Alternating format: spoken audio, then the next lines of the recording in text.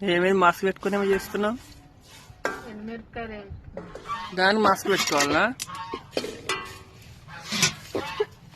దగ్గు నువ్వెందుకు అక్కడ అట్లున్నాయి మరి మిరపకాయలు. అబ్బో మాడలు. ఏమేమి వేస్తున్నావు చూపి.